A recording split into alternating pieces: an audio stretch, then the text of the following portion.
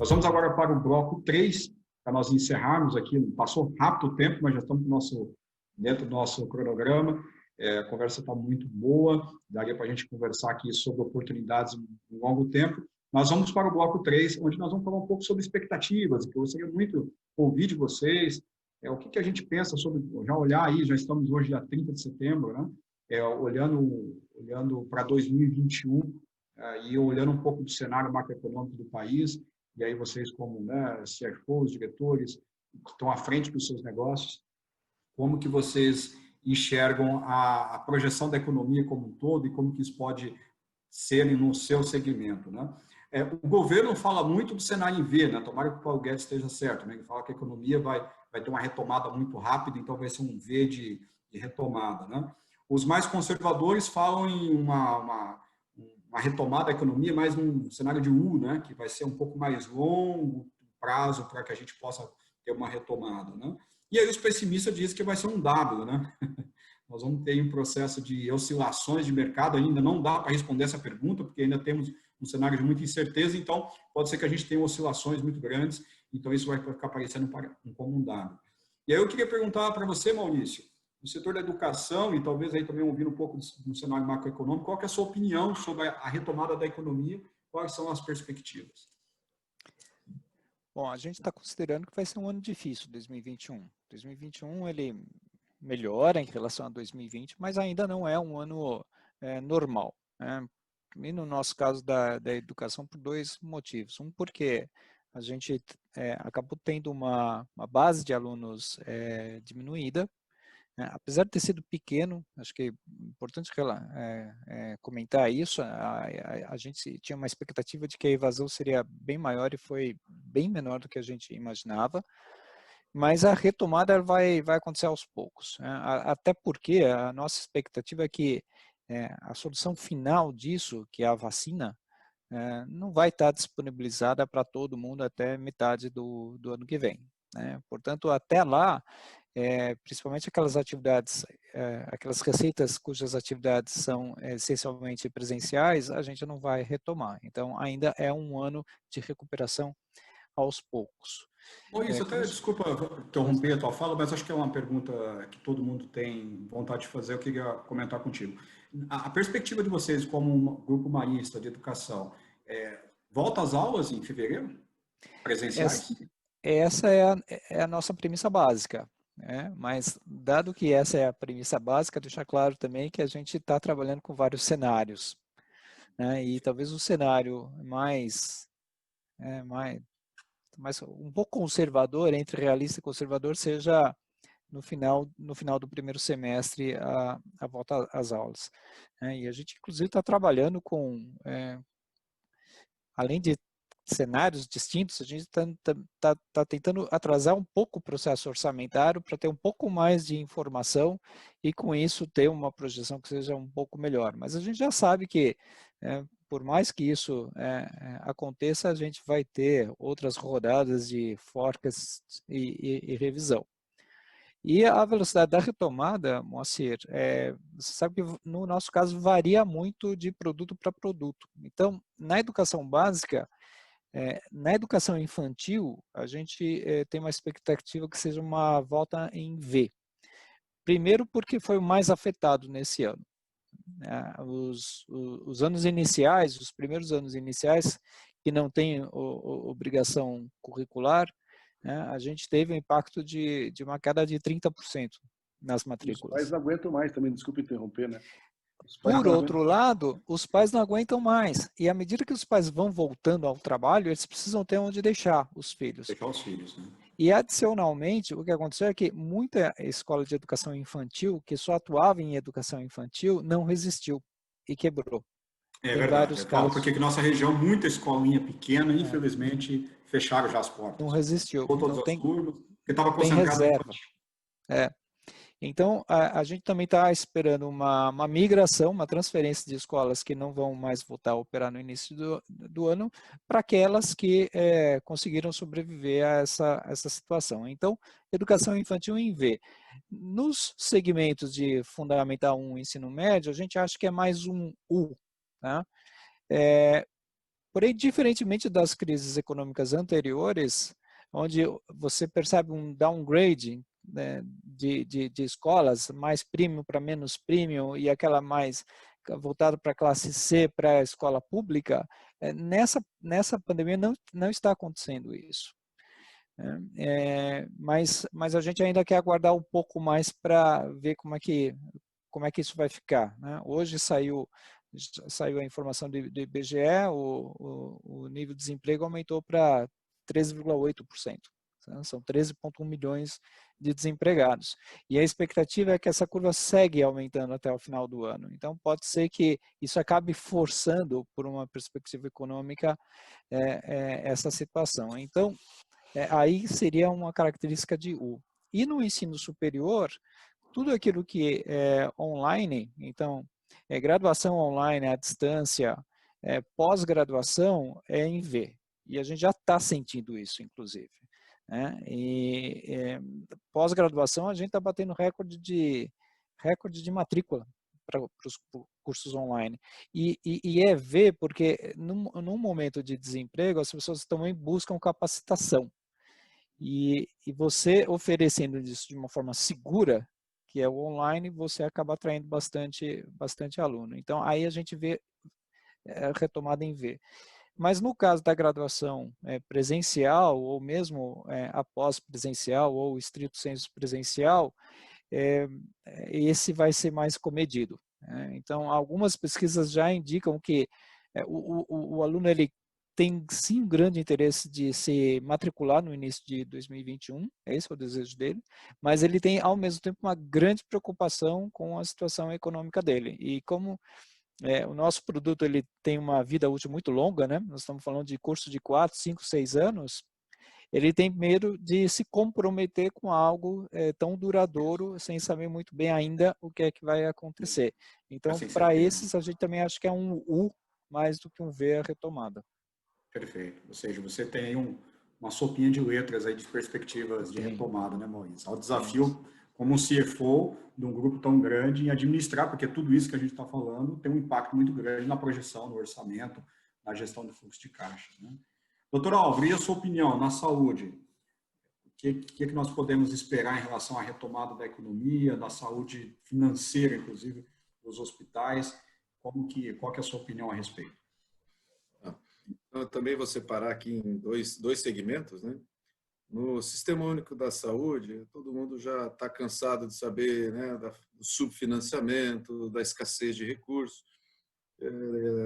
Acredito que para o ano que vem isso vai manter a tônica, né? A gente vai continuar com esse subfinanciamento, com dificuldade na renegociação desses contratos.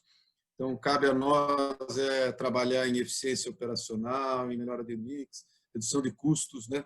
Dando aí a dica para todo mundo que trabalha nessas áreas, porque quem está junto ao Sistema Único da Saúde é por onde você consegue aí ter uma melhoria de desempenho, né? Dificilmente você vai ter aumentos ou grandes incentivos de receita no Sistema Único da Saúde.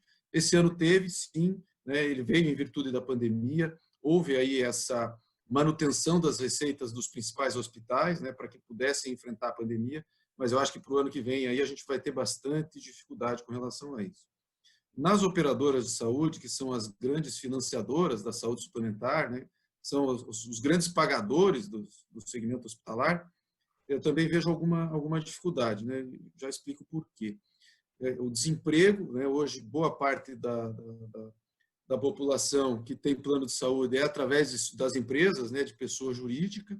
Então, esse grande desemprego ele acaba diminuindo, né, o número de vidas das operadoras, e as operadoras começam a trabalhar com maiores dificuldades, né? Você também tem dificuldade na renegociação dos contratos, né? Então, eu acho que esse tônus para o ano que vem ele vai vir muito de forma bastante significativa. Então, na saúde suplementar também, né, eu acredito que mesmo com o aumento de demanda, a necessidade dos pacientes, né, de ter atendimento, de ter exame complementar, de ter consulta, de ter internação, a gente vai ter, sim, para o ano que vem, essas dificuldades, né, e vai ter que estar trabalhando no dia a dia.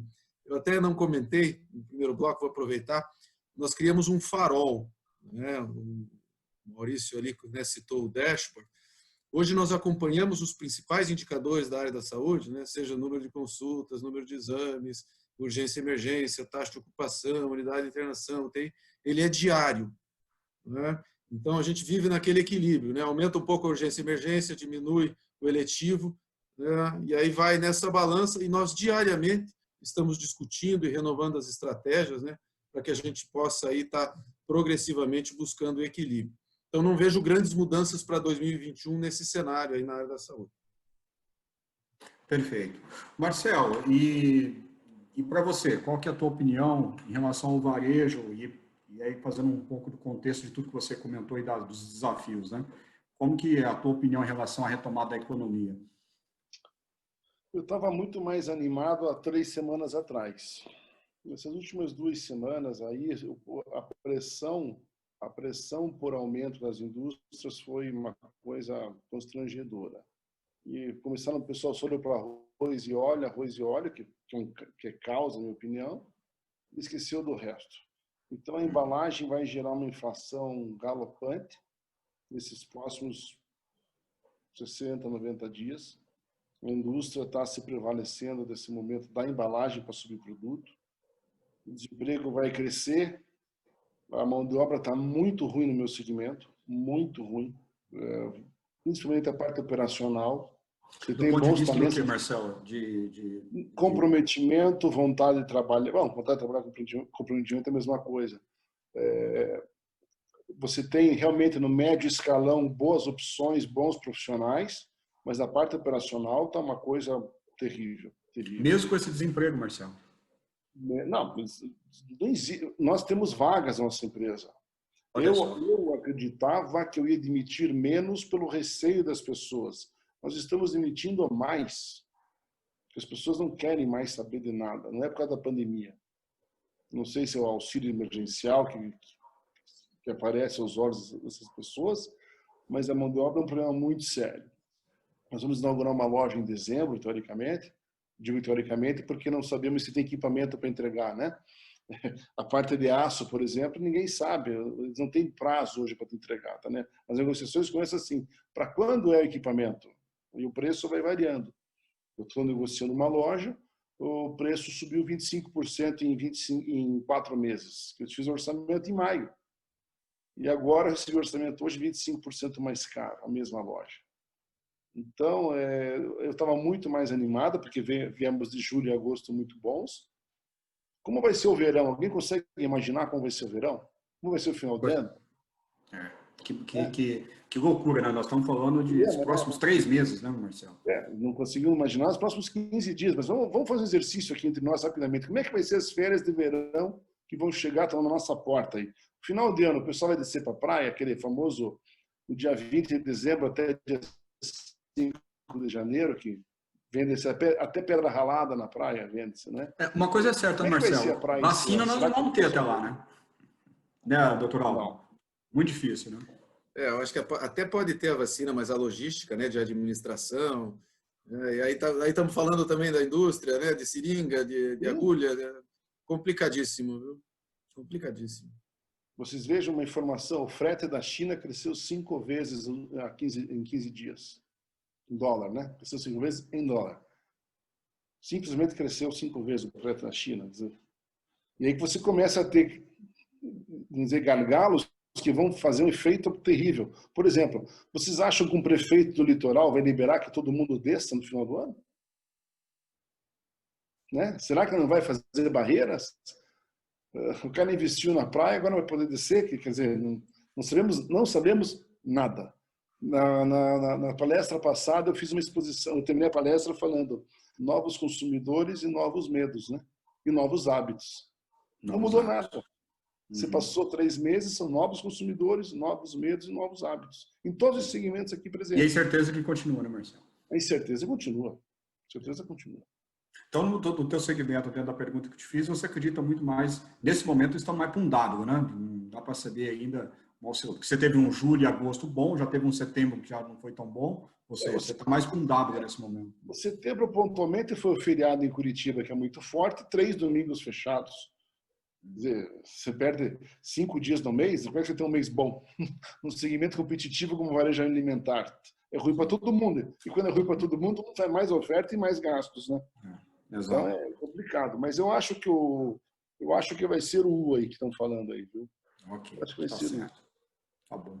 Bem, estamos chegando então ao final do nosso bloco, final do nosso talk, muito conteúdo, daria para a gente explorar aqui uns temas muito mais tempo, mas eu queria terminar esse evento e desde já agradecer muito a disponibilidade do Maurício Zanforlin, do Marcelo Breda, do Dr. Álvaro Quintas, que até faço um parênteses aqui, que está de férias, e mesmo em férias se colocou à disposição de participar conosco.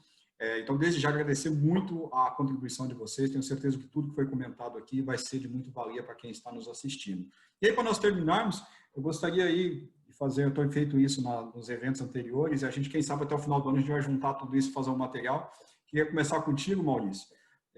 Se a gente fosse aí numa única palavra, ou em poucas palavras, talvez uma única palavra, o que te vem à mente que nós poderíamos dar de recomendação para os empresários, os diretores financeiros que estão nos assistindo? Qual que deveria ser a palavra-chave, o foco para sair dessa crise fortalecida e preparada aí com a retomada, mesmo em U ou em V, mas que a gente possa estar preparado para essa retomada da economia, né? Qual que é a palavra-chave que você traz para nós, Maurício?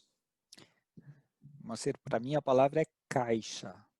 Caixa, financeiro. Ainda é. Porque essa crise está demorando mais do que a gente imaginava. E as incertezas ainda são muito grandes. Então, continua valendo isso. Essa máxima, proteger seu caixa, ainda é importante. Para você estar bem preparado e quando as coisas estiverem mais estabilizadas, de fato você aproveitar as oportunidades. Então, para mim, continua sendo isso. E, óbvio, não olhar só o curtíssimo prazo aqui agora, né? Ter uma amplitude de visão maior. Então, usei duas, caixa e amplitude de visão. Perfeito, perfeito. Obrigado, Maurício. Marcelo, e você? Nós temos bastante pessoas do varejo que estão nos assistindo, e o que você diria para essas pessoas que estão no mesmo segmento que você, independente que é supermercado, mas que estão no segmento de varejo, o que te vem à mente como uma palavra-chave para nós vencermos essa crise? Comprar bem, para não ter ruptura. Comprar bem. Desculpa, comprar bem? Para não ter ruptura, né? Porque comprar bem não quer dizer comprar bastante, né? Essa é uma coisa... Nosso setor vive de adivinhações, né? Tem que adivinhar qual amaciante a esposa de vocês vai querer comprar, se é o branco, se é o azul ou rosa. E assim vai. Mas compre bem, gestão de caixa, melhorar a equipe, fundamental melhorar a equipe. Está muito difícil isso no nosso segmento. Os colegas que me assistem devem estar pensando exatamente como eu, por que é que eu abri o supermercado? Mas, enfim, é o que a gente sabe fazer, temos que trabalhar. E o nosso turnover não permite treinamento, não adianta sonhar com treinamentos. O turnover é muito grande, é muito pesado o nosso turnover, a pessoa não quer trabalhar sábado e domingo. Nós temos 4 feriados no ano. Então, isso assusta na contratação. E é um segmento que oferece um crescimento de carreira muito rápido e uma remuneração muito boa. A pessoa não acredita nela, né? É uma pena. Se comprar bem, gerir a equipe e gerir os custos, né? Se comprar mal, a mercadoria para no estoque. Já falta dinheiro para o caixa. Tá ótimo, Marcelo. Muito obrigado. Doutor Álvaro, encerrando contigo, sua palavra-chave que te vem à mente aí, o que nós podemos fazer para sair fortalecido dessa crise e vencer tudo isso? Para nós aí, caixa, acho que acaba resumindo tudo. Mas eu queria aproveitar também esse momento aí da pandemia para deixar um recado final. Acho que nunca foi tão importante as pessoas investirem na sua saúde, né?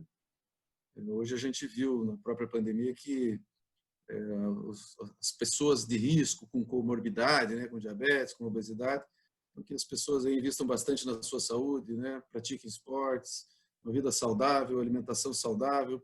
Isso realmente fortalece e previne, né, que você tenha aí essas doenças mais graves. Então, eu deixo esse recado e vou aí com o Maurício e com o Marcelo, né, para as empresas, caixa. Ok. Então, finalizamos esse evento de hoje. Quero agradecer muito o apoio do IBEF como realizador do evento junto conosco aqui no portal Gestão da Crise. Agradecer também os mantenedores que estão conosco, a Capt Consultoria, a Marise Bertoldes, advogados, e a Solution Sistemas e o Grupo Velho, que tem também participado ativamente desse projeto. E finalizo com essas palavras-chave, nossos especialistas, né? Pense sobre caixa, foco no caixa, foco em comprar bem e cuide da sua saúde. Muito obrigado mais uma vez pela participação de todos e bons negócios.